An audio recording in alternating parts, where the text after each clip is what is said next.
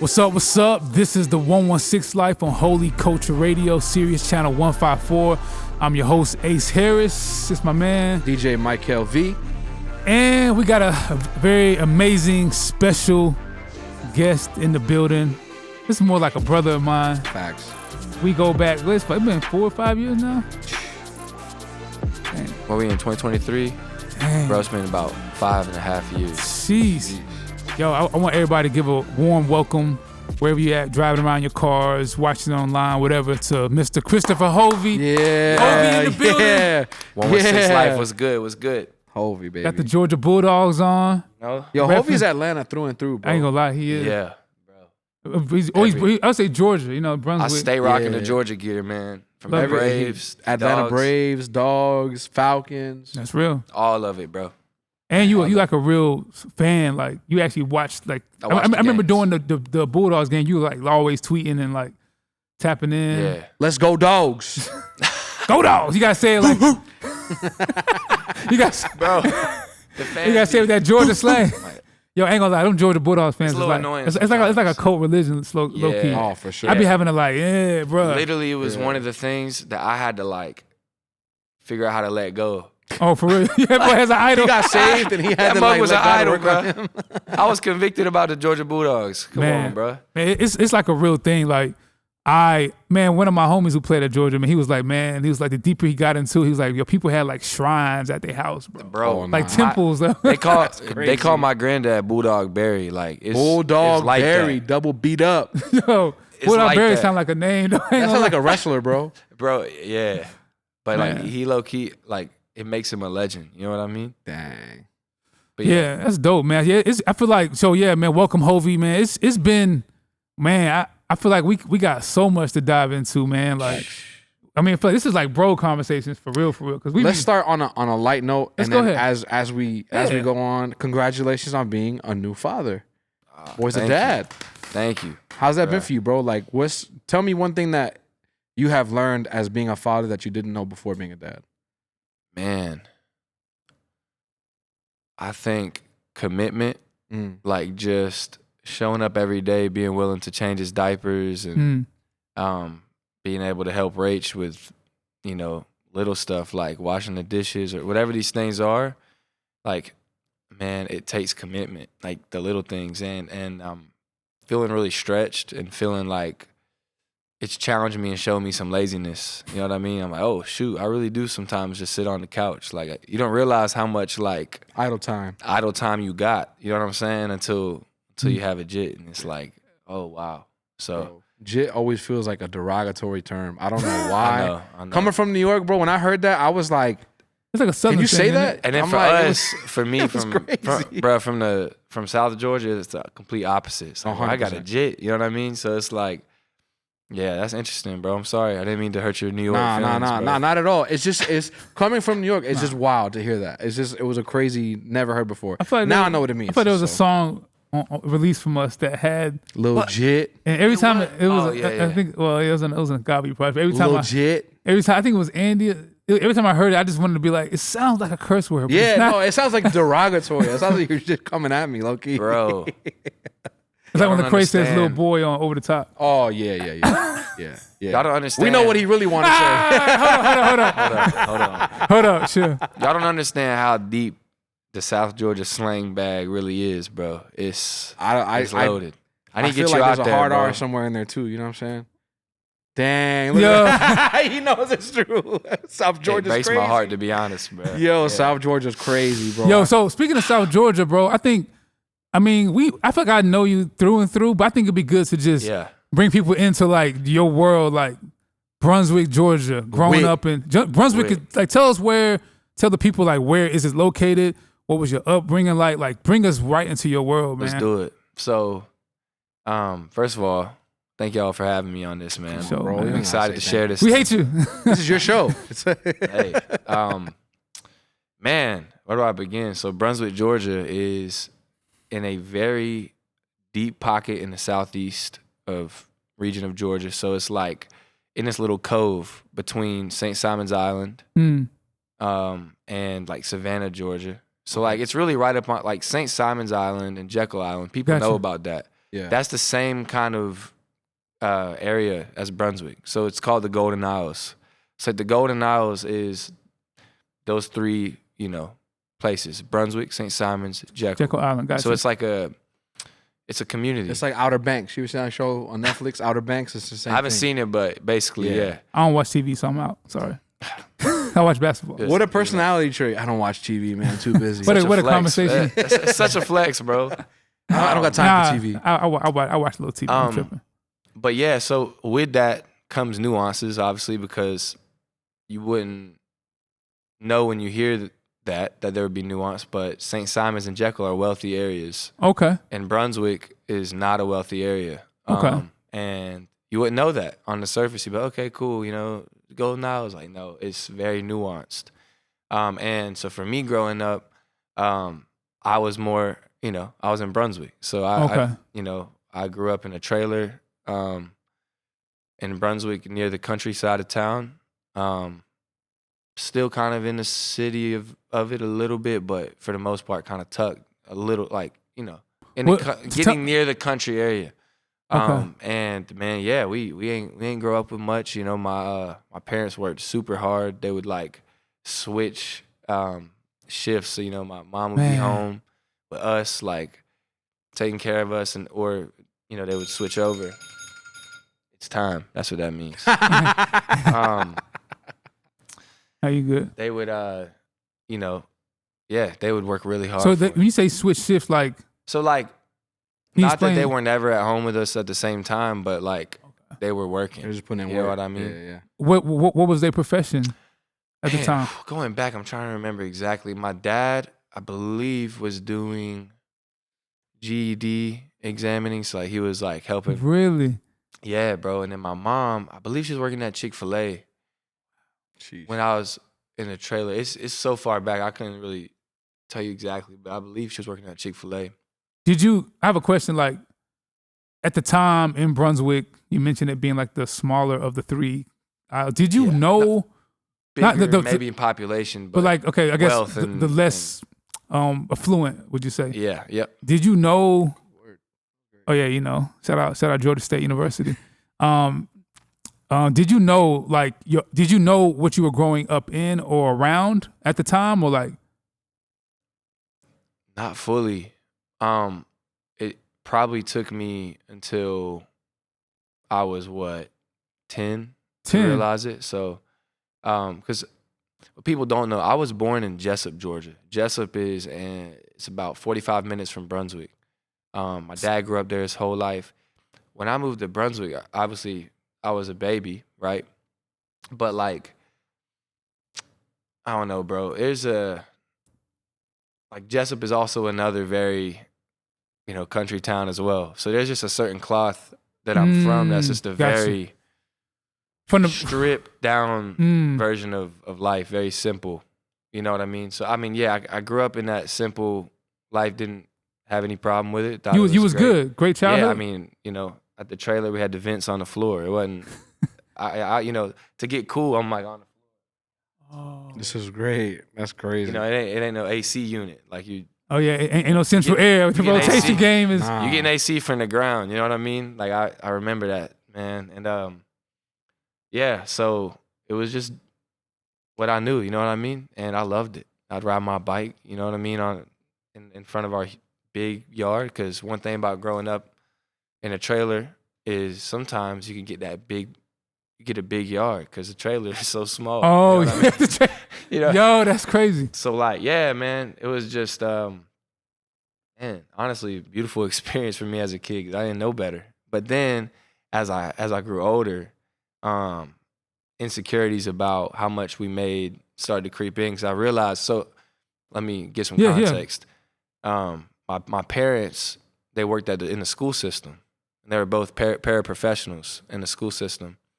And I realized, we're not like, like a lot of people that live on the island or whatever. Like we're even at some people in my school. Because like when you work in a school system, people think there's all this money in it, and it's not. You're really serving. Like you laying yourself down to help people. It's just not good. Yeah, it's not. It's actually, teachers are one of the most underpaid profession. And it's sad. And think about it, my parents weren't teachers, they're paraprofessionals. Oh, that's even less than the actual Put it in a lot of work. It's less than the actual teacher. Still carrying the grunt. Oh my gosh. A teacher would carry in a different way. Yeah. So they're working really hard. I'm seeing that, and I'm also in my mind like, dang, I wish we had more. Around what age is this for you? 9 to 10 years, fourth grade, so like 9, 10 years old. I remember being at the lunch table acting like we had money. Because somebody was like, yeah, man, I mean, y'all must have so much money, you know, talking about my parents because they think, oh, they work in the school system. And I'm like, nah, y'all don't even know. You know what I mean? And I'm not saying we were just flat broke, but like life was. It was stretched. It seemed like y'all were stretched. But we were stretched, but bro, I don't know anybody that budgeted money like my parents. They're the best budgeters I know. Really? Yeah. Yeah, They could go take a trip and be better off than people with money, and they don't make much. And how do you feel like that? How do you feel like growing up like that has affected you in your music? And like, is that like, because when I hear your music, I hear a lot of hunger, and I hear a lot of like, I say this in a positive way, like, but I'm gonna prove myself. Like I belong here. How do you feel like your upbringing catered to that energy in your music? Bro, it's the thing that you know, the thing that put me here. You know what I mean? Like, it's obviously the Lord, but He used a very underdog type of upbringing. And so, I mean, to give context, like in middle school, I was wanting to make the basketball team, tried out every year, cut every year. Really? And literally, I was always that guy. Every time I tried out, this close to making it, like genuinely. Like the coaches were always in leeway.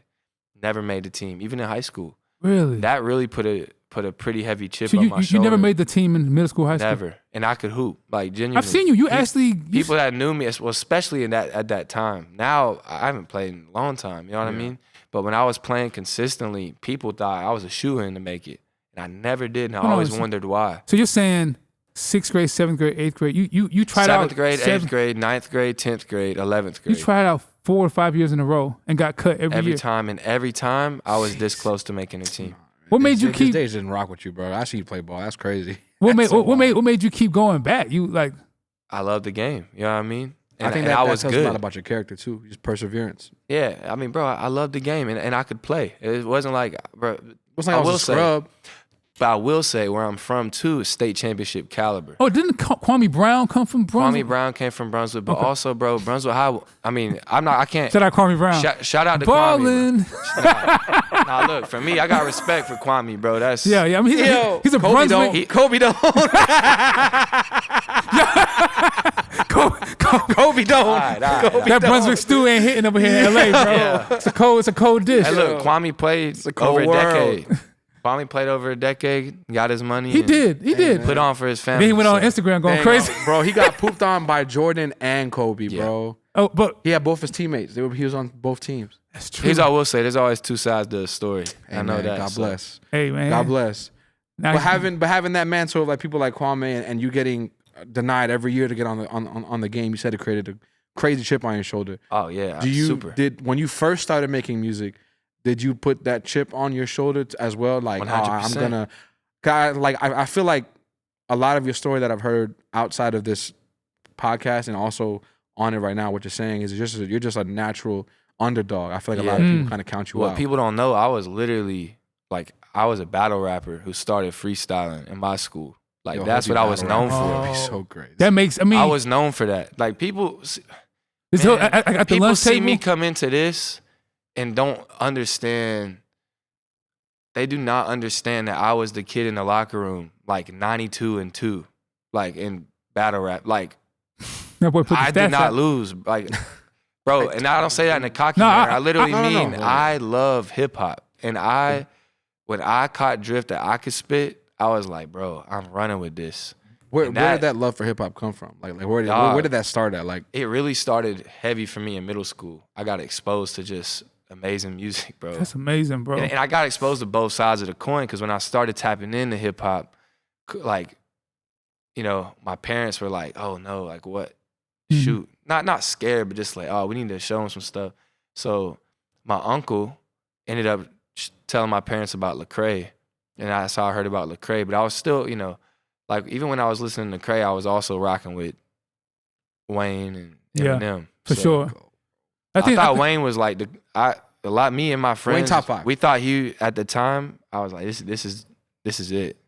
This is what it looks like to be a rapper, right? No, I think for the 20s, the 20s, and the people in the 20s, Wayne is like their Jay-Z. Yeah, you know what I'm saying? So much respect. I think I would love to get into more about like your music journey, like coming out of Brunswick, what let you off. I think there's a lot to unpack, bro. I'm actually learning some stuff about you that I didn't know about. I'll be here all day. Which is so super dope. So we're going to take a quick break. This is 116 Life, Holy Culture Radio, Sirius Channel 154. I am your host, Ace Harris. This is my man, DJ Mykael V. And we're here at Hulvey going through the underdog story. You know what I'm saying? We're going to be right back after this little break. Tap in.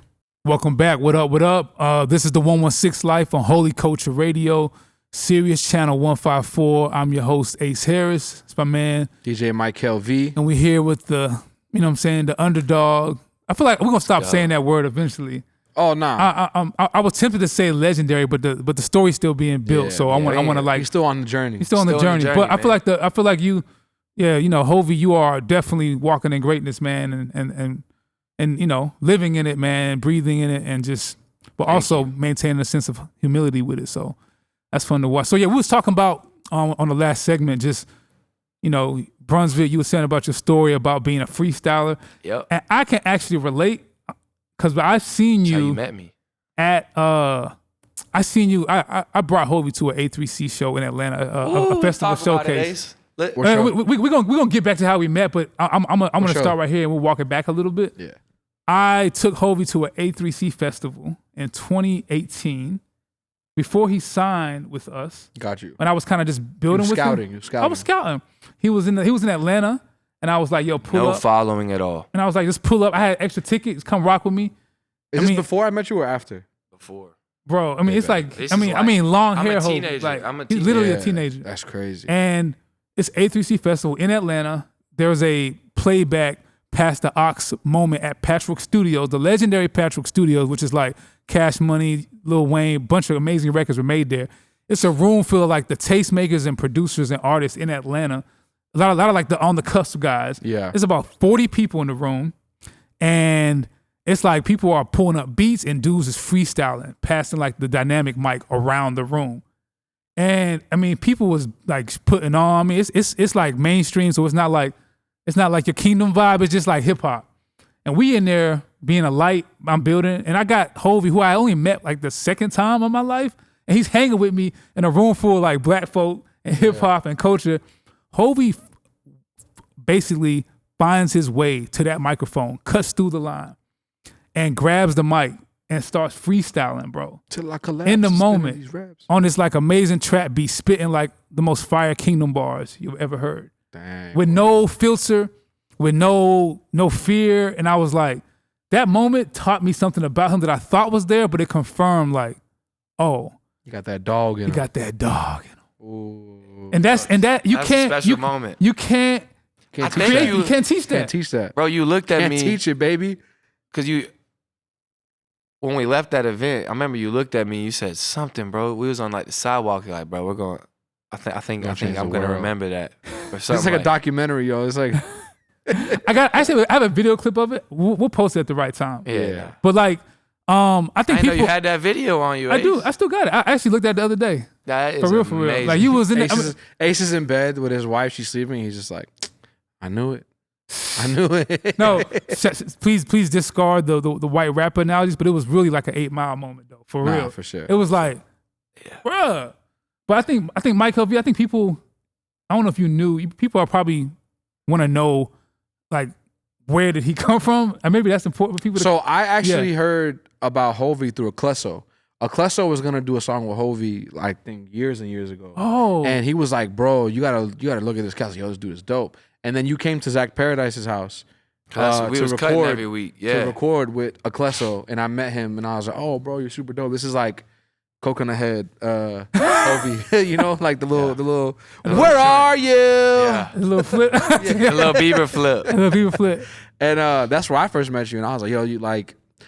you just had a grit to you that I really actually appreciated. Like I can kind of tell, because you could tell when people are fabricating things, and I knew 100. that you weren't fabricating the way you were rapping, and that's like one thing I love about like you as an artist. I feel like you're unapologetically where you're from, but that's why I love you talking about. Yo, I didn't make the basketball team. Yo, I was raised in a trailer. I feel like all these things can be seen in society as negative, but I feel like those are the things that like chiseled you away into where you needed and who you needed to be at that time. You know what I'm saying? No, I did, bro. I did.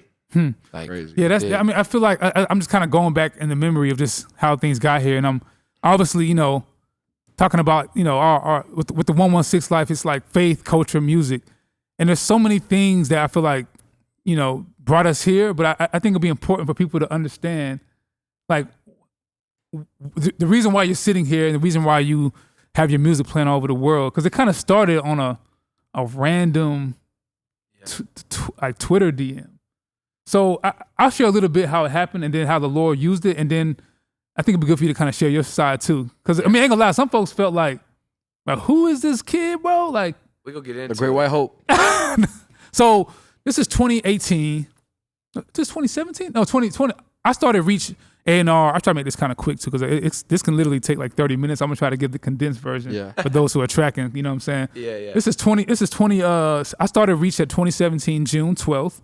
Dang, you been here that long? Yeah. Yo, congrats, bro. Hey man, you know what I'm saying? Great. Shout That's out actually to fire. Shout out the Lord, man. That's Just dope. it changed my life in a lot of ways. So I am beyond grateful, and to all the people who've been You're tapping. part of history, bro. You know that, Oh right? man, Crazy. I mean, I'm part of. Dang, 2017. Yo, think of all the albums you helped A&R.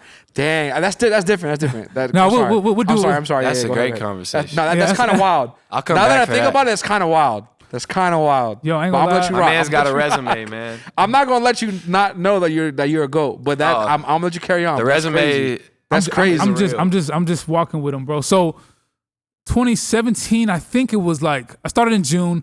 I believe I was always telling people on socials like, yo, hit me up, send me your music. I was more accessible then than I am now, but I am still pretty accessible. I just have a team to help me out. So people would sift through the BS. Sift through the not so good. I appreciate it. So I think people were sending me music, DMs, Instagram, Twitter. I don't even check my Twitter DM like that, to be honest. And Twitter took. And this kid, Christopher Hulvey at the time, DM'd me. And I remember liking the music, but it was like, I heard something there that I thought was compelling. And my note to him was, because I heard the music first, and I saw your profile, and I was like, oh, he's like a white kid. He's got sauce, he's wavy. Yep. And I said something to him. I was like, you're dope. Your voice is dope. Your tone. I think I want to hear you be more authentic with your perspective, because it sounds like you're still trying to find who you are. Is that how the conversation went? I can't. Yeah. It was that, and it was also just challenging vocally, being authentic too. Oh, your tone more so. The music I was around was just. Well, you're from Brunswick, so but like hip hop, like Migos and Georgian music. So for sure, from Georgia. So I was trying to make that same stuff, and at the time, I think it was not very authentic. Well, you were like 17. Yeah, I was just figuring it out. SoundCloud 18, age, like, hey, we all just figuring it out together. You just said something. SoundCloud. I was age. listening to Yachty, like I was really listening, and so artists like that really kind of gave my generation like a perspective of let's just try stuff and throw paint on the wall. You know what I mean? But I heard something in your. Honestly, I don't want to take too much credit.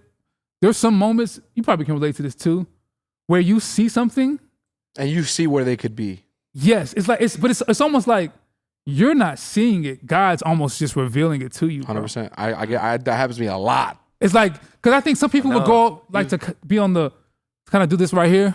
They like to like, yo, I called. I'm like, honestly, yes and no. I mean, I saw something through your voice and tone. And I've actually said this. And also you had heard my beats. That was the other thing. thing. You was making beats. That's like right. Soul samples. And he was making beats, bro. So I heard, I've said this about I've said this about RG too. Did not know that. I've said this about a few, what I saw. Probably should tap back in, honestly, but. Yeah, you definitely. Can you imagine? Yo, you get more points on your records, you know what I'm saying? So I remember, I've said this is no disrespect to any of the artists who I've worked with. This is just I'm just being honest about what I saw, what God revealed to me. I had a certain confirmation that I felt like was spiritual about you and What Up RG specifically. Where it was like, it's not that I saw y'all. Culture. God just kind of revealed something like, yo, him. And so you can probably put on this A&R hat, you can ask a lot of questions, but it was like, I just felt like there was something there. So fast forward, that was like a year of us sending music back together, me being kind of distant, me being a little like, I was kind of big bro, and you're like, yo, Edge, I can't hide. And then I didn't even know you. I didn't know if you was rocking with me the long way. You, for you was, you know, seeing, okay, there's potential. But for me, I'm receiving it all like, okay, you know, it probably hurt a little bit. Nah, it was just like, all right. But I feel like it's not nothing you haven't handled. I mean, based off your story, I feel like that's just adding Yo, to... my man was so persistent, though, to your point. Perseverance. He would DM me like 3 or 4 times. There'll be a lot of like blanks, and I'd be like, okay, I tap back in. I ain't care. He didn't care. And then I think you sent me this one song. I think it was called Public Service Announcement. PSA. Dun, dun, dun. I know, Hulvey and Hulvey. It's called PSA. And Wasted Time. Allow me to reintroduce myself. My name is H. Ooh, you to the OV. Yo, I feel like the New Yorkers and hip hop heads are feeling real like, they be like feeling I'm real. gonna get crucified. They're gonna kill us, fam. We need to fall back. It's all good. It's all good. Shout out Jay. Shout out. Hopefully like Rafa. The GOAT. Over like Nisi. Woo. Shout out Lano. Shout out Lano. So I heard that song and I just instantly I rallied up the troops. I rallied up Ben, Lecrae, Marcus Hollinger. The GOAT. I saw, and it was like them 3 specifically were interested. We saw something there. You had no real release history. That was kind of like, yeah. My second time. It was a big question mark. For sure. Yes. That was my second time professionally recording. Because professionally. What happened was my best friend, his name is Bailey. People that really like my core fans know Bailey because they, you know, see him maybe on my posts or this and that. But we've been rocking since we were teenagers, and he was my like manager at the time, my friendager in a way. Like he was just doing anything he could to try to help us go in the city.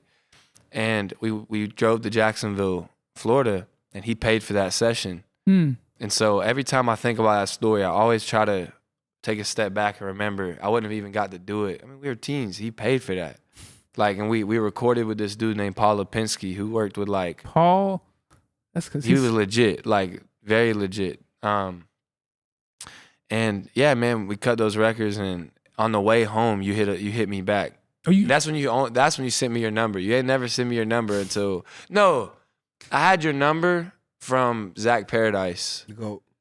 Like from a, you know, mutual kind of, he vouched for me, but those 2 songs, like, you was like, I knew you was engaging me like, nah, this is, then you called me the next day when I was at work in the library at college. And I'm like on the phone. I remember that. I'm on the phone at work. Like probably shouldn't have been in the library, like taking the whole joint. Like, yeah, bro, you know. Hey, yo. Man, I forget, I guess on this... Yo, Mykael V in the library, man. Yo. This is the call of my life. Yo. He's image. That was how it was. That's how I was, to be honest. Man, and I took it though because I knew I gotta take this call, bro. So I know this story. This is so. I'm gonna try to speed through because I want to get to where you are now. It's hard to get through, but I brought you around Reach. People, I was trying to share the music, and this is like what it was. There was the office, the label. I mean, it was. Not everybody was rocking with it. It was a question mark. It was a huge question mark. I think visually, aesthetically, you were still fine. I had no visual. I didn't even have a style of the way I dressed. The thing is, I've heard Jack Harlow talk about it. He didn't either. I didn't even. Bro, Yeah, all I did was I was hungry just to make music. Like I wore baller shorts. That was my style, honestly. From baller shorts and a tee. You're a baller. You had like a Space Jam shirt. Bro, that joint. Space Jam the joint. Classic joint. Somebody told me, I'll never forget in that college. was Hulvey's uniform, bro. They were like, bro, you look like a middle schooler that just started figuring out his shop fashion. At Route 21. It was like a backhanded compliment. I said,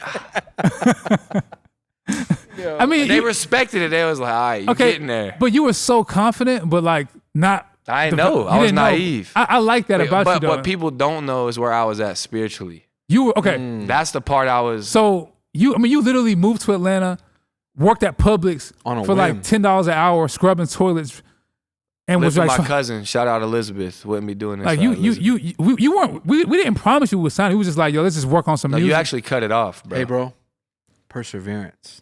Come on, bro. Come on. It's just the word of What his people life. don't know though is Ace cut it off. Like I moved to Atlanta, anyways. And Ace just was to like, chase Ace was God. like, nah, you too close. Nah, No, like he was like, bro, I'm too busy. I don't have time to develop an artist. Yeah. I was all right, you know what I mean? It hurt. I remember where I was at, everything. But then I still moved, bro. God had it on my heart. I moved. I linked with Scott Free, started, serving. And then Ace saw that I was here and was like, oh, man, like he's still here. Yeah. And then I made Broken Heart. God gave me the vision for Broken Heart before I even moved and made it with Zach. And then, yep. And on that album was a song called Motions. There was 2 songs. It's Ready or Not and Motions. Motions was a song of your testimony working at Publix, scrubbing Grocery toilets, store. like going through the motions, trying to seek after God. Back. Yeah. And we had a plan. This is where people probably ding me or reach or have. There was some chatter. We're gonna get into the next some more Chit chat. There was like, yo, people saying like, who's this industry plant? But when the summer playlist for the summer playlist dropped, summer 19. Industry plant. There was a summer 18 playlist, but this was the first time the summer playlist was curated with like outside of reach artists. Yeah. And we definitely wanted to like pitch you on the playlist to kind of see how it would track. We were gonna put Ready or Not on there first. Shout out to Ben Washer. Go. He just knew that I don't think that's the song to like test this new artist that we're interested in on, because it can get lost in the shuffle. Let's pick something that has more depth and show his heart and substance. And at the last minute, bro, we switched to Motions, and I feel like that record changed everything for you and for us and started your journey as like a development act that we would end up signing. So, and we can get more about this on the next segment. I know we've been tracking along with time, but yeah, the underdog story, man. This is the 116 Life on Holy Culture Radio, Sirius Channel 154. I am your host, Ace Harris. I'm here with DJ Mykael V, Hulvey. We're going through the motions. We're going through the story, and this is definitely a special one. So yeah, be back after the break. Yo, what up? What up? This is the 116 Life on Holy Culture Radio, Sirius Channel 154. I am your host, Ace Harris. Here, my man DJ Mykael V and the legendary in the making Hulvey, what's going on? I feel like I put that asterisk there for the OGs don't come for it. But nah, for real, this is a great like underdog story. We tapping right into just facts about your heart, your work ethic, your ministry, the come up. And I think there's parts about the come up which are beautiful in terms of you ascending to where you are, fighting to get where you are. And I feel like there's some hurdles that we can talk through, because I feel like you share a little bit in your music, but you really save face a lot publicly and musically about stuff you went through. Yeah. Not because you're trying to like.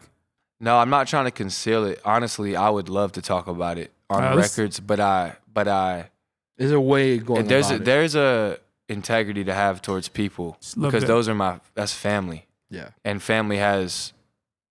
You mean like don't go to Twitter Don't go to Twitter to harbor out grievances that you haven't texted your friend about. No. Or don't sneak this on songs. I have a line in this song coming where it's like, try to lay it at his feet. He said, fix it with your brother. It's like, you can try to, come to God and do all this stuff for him, but you got to make it right with your brother first. And I think for me, I would be doing the opposite of that if I got on record and started rapping about certain things that I feel like could be, Is that your girls tour or world tour? Yeah. I mean, like, you can't come to the altar for communion if you haven't broke bread with your brothers type vibe. Hey, yo, I need a full stop, bro. Ace has been dropping one-liners for the last 8 minutes. Yeah. He's going crazy. I'm just saying. You could literally splice clips the whole time. Yeah, literally of Ace. Bro, you have a whole year of content. That's crazy. Yeah. So Motions drops. I'm just walking through the story. I mean, I remember. Okay, Motions drops, summer 2019. I mean, that playlist was up. It really catapulted a resurgence in the Christian hip hop space that I don't want to.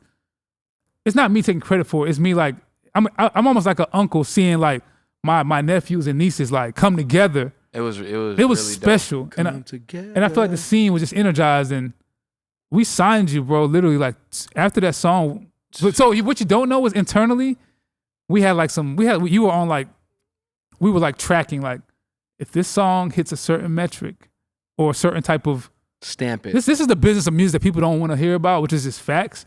It's not us. We like this artist. We believe in it. It gotta make sense. I need to see the data. We want to see the data. You know what? Better yet, we want to see what the people crunch the numbers. And it was like your song with no backstory, it was crushing.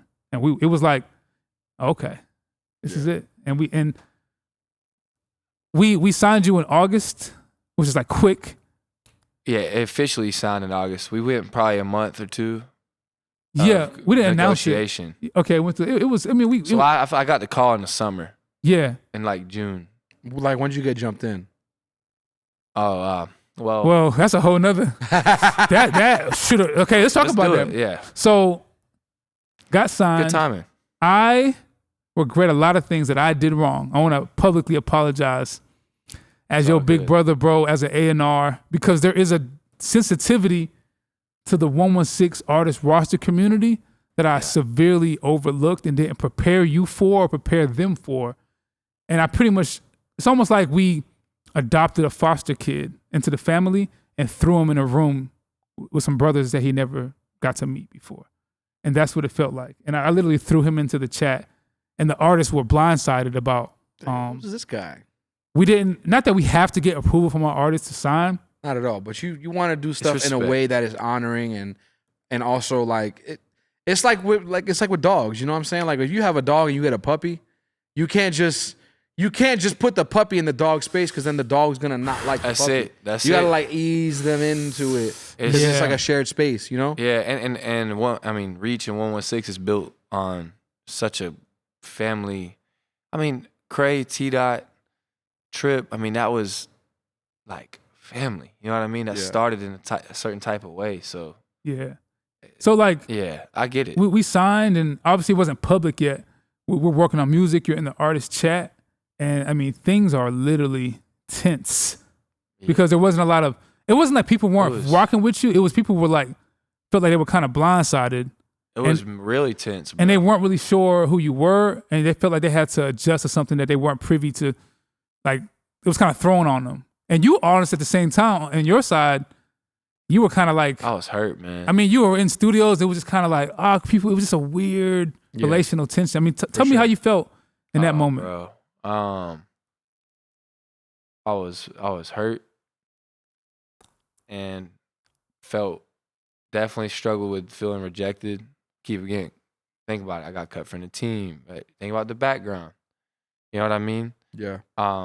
Even when I grew up in church, I grew up with a lot of people like that had more money because it was more closer to the island. It was downtown, but people from the island would come. Rejection. Because like we weren't getting invited to go to lunch with people. We weren't, you know what I mean? Like my family wasn't getting invited to that stuff. And I carried that into my initial, welcoming to Reach, and it, it affected me, man. Like I definitely felt very rejected because I looked up to these dudes. I was so excited because I grew up listening to these dudes and was blown away by just the fact that like, dang, I thought this was gonna be a warm welcome, and now it's like apparently I'm like some type of not threat, but like I'm outsider. No, that would be a good word. That'd be you're not. I would apparently say. I'm somebody that's not supposed to be here, and it was a cold transition, poorly led by me, honestly, and I regret. Hey, you're forgiven though, man. So we signed them, and we were gonna do an announcement with everything with a rollout. Yeah. And shout out to somebody who I want to give credit for, even though things have not been what they used to be.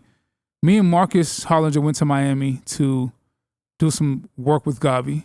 And he just expressed some of his, it wasn't negativity. He expressed to me personally how he felt like when you bring in new artists to the roster or around, that the current team needs to be brought into that decision from a relational standpoint. He was right. And he challenged me in a way that me and Marcus went. It was I flew back with a heavy heart, and we had an internal meeting here, and we basically paused your whole rollout for 2 months. Well, and sat you down and said, we got to just at a breakfast. We did a breakfast. Me and my good shout out brother Scott Free. He Yeah. was right by my side. Goat. With all. The GOAT, man. I remember feeling so That was heavy like, to tell you that news. Like, hey, we had these plans. I thought I was gonna. I'm gonna be real. I thought I was gonna just get snipped. That's what I think. I thought because I was would like think the same. Really? You felt like that too? Like what? No. I felt like that. If I was in his position, Okay. I would feel the same. Sure. I'm a natural overthinker. well, because what happened is they were like, hey, we want you to meet these metrics. Yeah. Like they were like, okay, we're gonna take a pause because on the other side of the relational stuff, it wasn't just that. The creative side wasn't ready either. The music wasn't ready. The image, the brand, nothing was ready. I didn't know what the heck I was doing. I went and tried to shoot a video. It was awful. I didn't know what I was doing. Yeah. And they're like, look, we just want you to meet these metrics, try to hit this amount of followers and hit this and hit that. And I was really frustrated because I was like, come on, man. I just signed a contract and now I'm having to earn. That's real. I remember I showed. Yeah, I knew deep down it was the relational stuff was leading the way. And I remember I would pry. I would pry a lot. Like, man, like, come on, bro. Is it the relational stuff? I think I mentioned it lightly, but not strong enough. Yeah. I remember I showed Mykael V Studio A, the Ready or Not video at the time that didn't come out.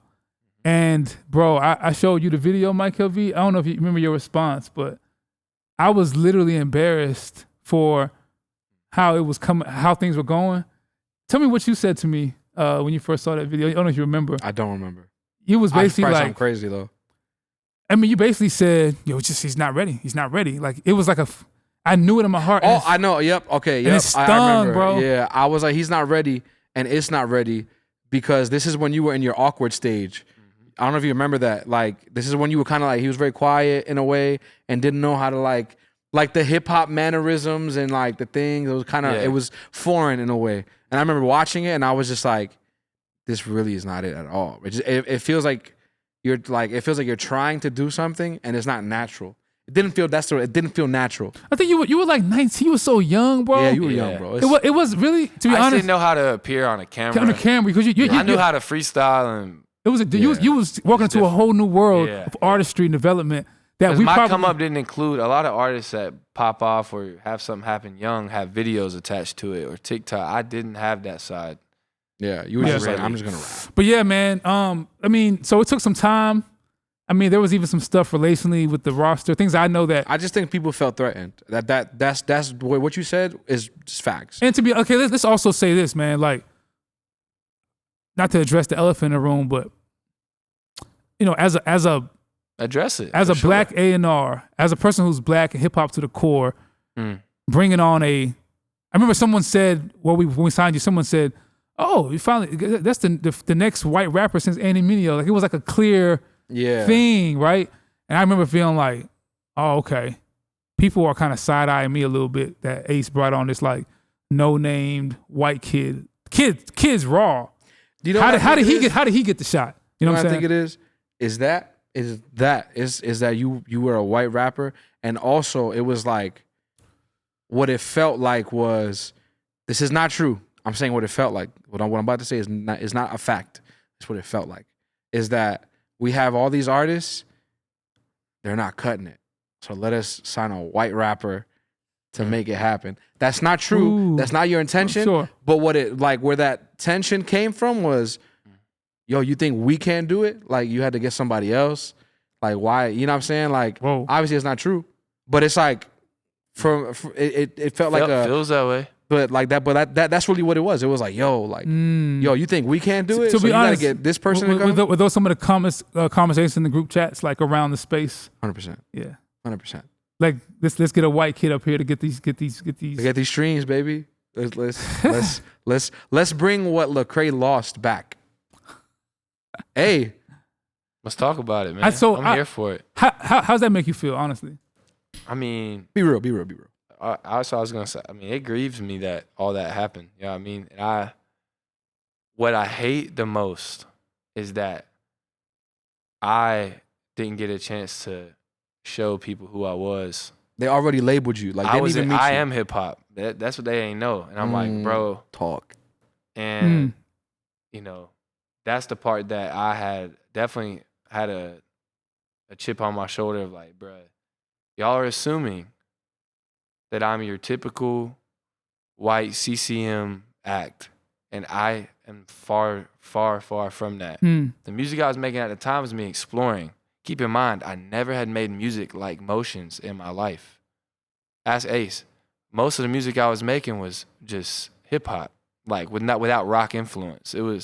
I just tried it. You know what I'm saying? Yeah. And I know that even that part played a role too, because they're like, oh, so is this like some type of Juice WRLD, Post Malone type situation? Which, once again, was just figuring myself out. But I'm like, bro, couldn't have been farther from the truth. And that's one of the things that really hurt me. Yeah. You know, I hate that that's how it happened. But at the end of the day, man, like, I have a stronger relationship with everybody because of it. Like, and there's a mutual respect, you know. It taught me so much. We grew from it. And I would echo that. And one thing I would say too, that stood out, that brought us here, because I want to end on a high note, because this is actually going to have to be a 2-part series, bro. I want to keep it pushing. We need to get this out. I ain't gonna lie. We can't get to where we can't harp on this. We're still in like season 2 on like a 5-part episode. we ain't even got to like Beautiful, Can't Tell It All. I think that's a whole nother. But this is like, I think this backstory is important. Would you say kind of? Yeah, I think so. Yeah, but I just felt like, you know, that junk taught me so much how to like. And I feel like one thing that stood out through all this tension and development and your backstory to come up, which people can see and hear through the music, is your heart for the Lord, which is the lifeblood, the fiber of what we do and why we do it. Through all the fumbles on my end, the miscues, the cultural sensitivities things that were fumbly. I ain't gonna lie, there was a conviction about specifically me, Lecrae, Ben, Marcus, that I think spiritually, we felt like your heart and voice for the Lord reflected in your music was so needed at the time, white or not, where we just locked in. And I thought people felt like maybe you could share like how that your relationship with God brought you through to even to be able to have like a growing career now. You know what I'm saying? Bro, yeah. I knew I was here for a reason. And I once again, I dreamed of signing to Reach, because that music fed me so much. And I knew I needed to be here. So being here wasn't the issue. It didn't make me not want to be here. It was just the relational aspects that hurt. Yeah. But like spiritually, I knew in my soul. Right. I'm like, yeah, that's what I got to do. And honestly, it was like, I mean, I knew that. Let me not say bump what they think, because I did care what people thought. Yeah. Like I did care about people's opinions, and like those are people I looked up to, like I said earlier. But man, God used people around me, specifically like Ace and Scott and Marcus, to encourage me and remind me of what he was doing. And even like in my heart, I just felt like there were some even prophetic things that the Holy Spirit had in me that I knew that he wanted to do. And so I knew that I was just a drop in the bucket, but was going to be a part of that. And so that's why, I stayed the course. Yeah. Yeah, that's man, I feel like there's so much that's been said. I mean, shout out to where God's taking you, bro. Me and you've been tapped in, bro, in the trenches. We got so much that we're still doing. I mean, we would need like a whole like 2 episodes to even get to. This is great. But I think just learning, people getting to see, bro, your heart, your story, your journey, and some of the trials that you went through to be where you are. And I think it's part of the story, which in a lot of ways, no pun, it's beautiful. Yeah. Like that tension, that struggle, all those things they're beautiful. And I just wanted to leave on that note, man. This is the 116 Life on Holy Culture Radio, Sirius Channel 154. Appreciate everybody tapping in. Hulvey sharing his underdog story. And Mykael V tapping in with us, man. I just want to leave on that note, man. Be encouraged wherever you are, whatever you got going on. Like, your trials, your testimony, your struggles are to shape you into a beautiful story that points to God that you can persevere through. So thank you for tapping in. That's it for today. Catch y'all later.